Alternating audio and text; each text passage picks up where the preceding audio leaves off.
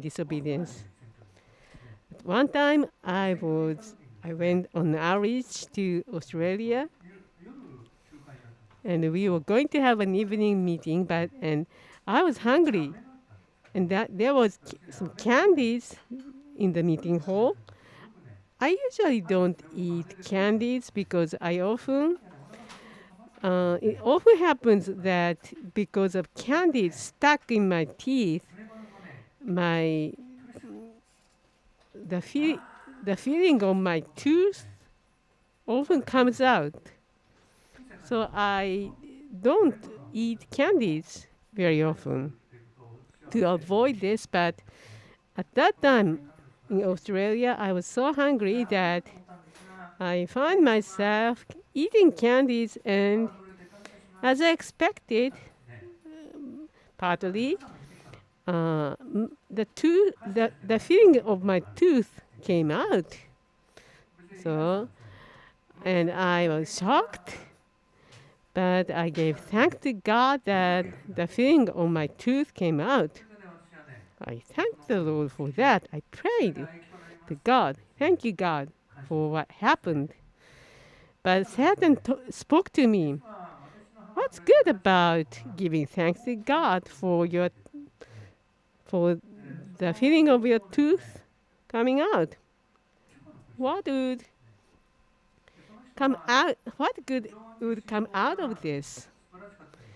So I was tempted by Satan, but I again said to the Lord, "Thank you, God, that the feeling of my tooth came out."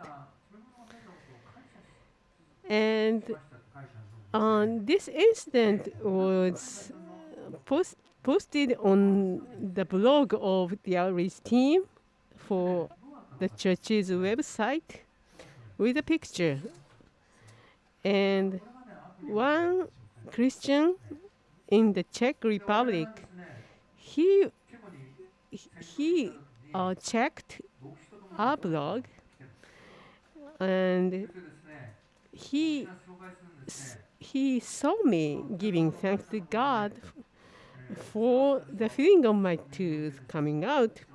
And well, he was a backslid Christian, but when he saw that blog, God touched him, and his faith was revived.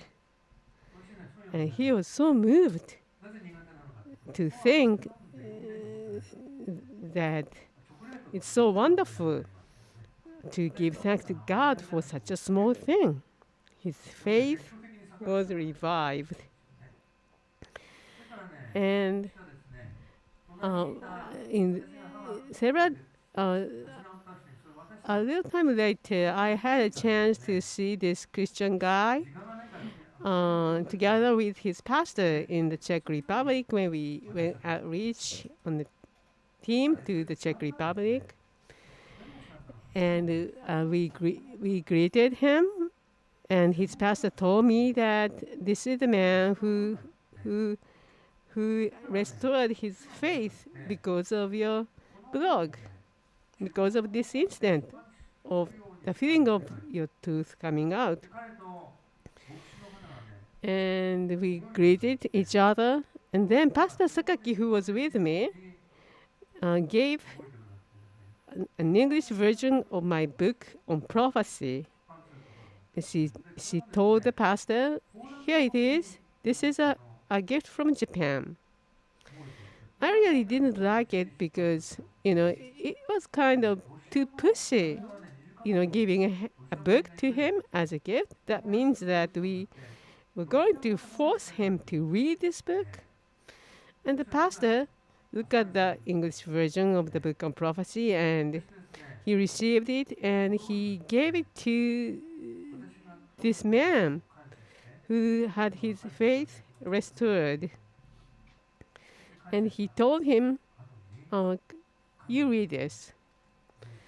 And I felt like, the pastor didn't have any interest in my book on prophecy, so that's why he gave that to this man. But it was not so.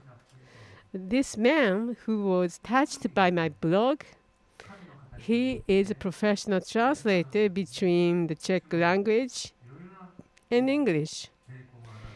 And as he read the English version, he was again very much moved about how God has been working among us through the gift of prophecy, and that led us to that and he decided.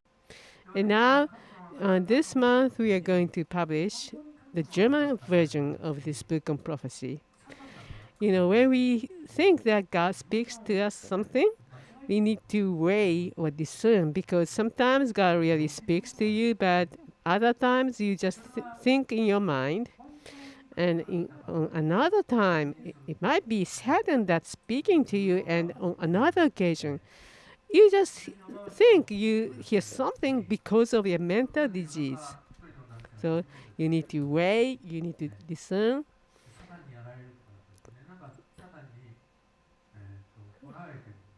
Well, a long time ago, during the night when I was sleeping, or in advance, and he told me that the Prime Minister Ohira was going to die. He predicted that. And I didn't think that would happen, because the Prime Minister Ohira was doing very well these days. But to our surprise, he really died a few days later. So this man predicted that by evil spirit. So that came true. I mean, he guessed it right by evil spirit. So Satan also works. That's why we need to discern. When I was going to graduate from college, and I was looking for a job after graduation,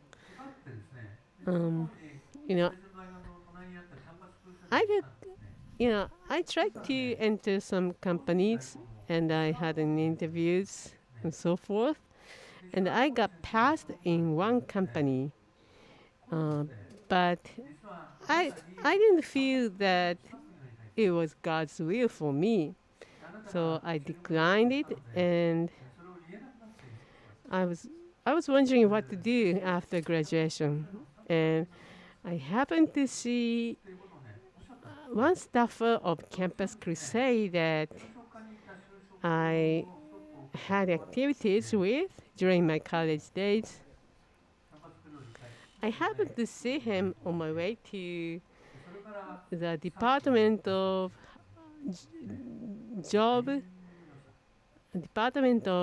getting a job in university. So it was really coincident. So I thought, for me, of Campus Crusade was from God, and this staffer told me that they wanted me to become a staffer of Campus Crusade after graduation. And I really didn't discern if this was really God's will. I just thought at once, oh, this must be from God.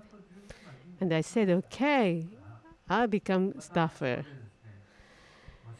But later, I learned that I was mistake. I made a mistake in hearing God's voice, because I was going to be hired by Campus Crusade, but they told me to go to a doctor to get a health certificate on my health statement.